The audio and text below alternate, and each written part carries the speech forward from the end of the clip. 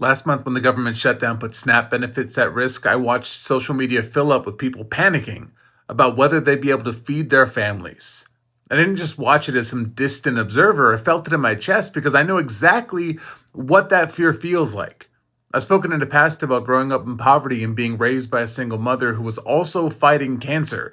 I know what it's like when one unexpected crisis, like a car breaking down, a missed paycheck, or a government deciding your survival isn't priority, can unravel everything. Because when you're hanging on by a thread, it doesn't take much for that thread to snap. Local nonprofits were the only thing standing between families and catastrophe when the government was failing them. Food banks, shelters, and local nonprofits showed up when nobody else would. But here's the thing that is so wild about this just happening.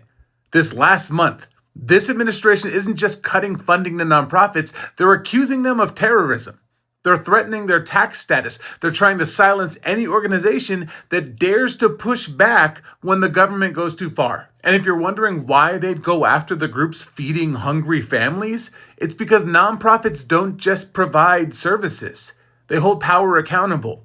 And nothing terrifies people in power more than accountability. That's why this Giving Tuesday is more important than ever. I'm personally supporting single mothers outreach in my town of Santa Clarita, California, because I refuse to accept that families should have to live one crisis away from catastrophe. Because I know what it's like to be that kid, wondering if this month is the month where everything falls apart. And the little boy I used to be deserves to see the man I became actually do something about it.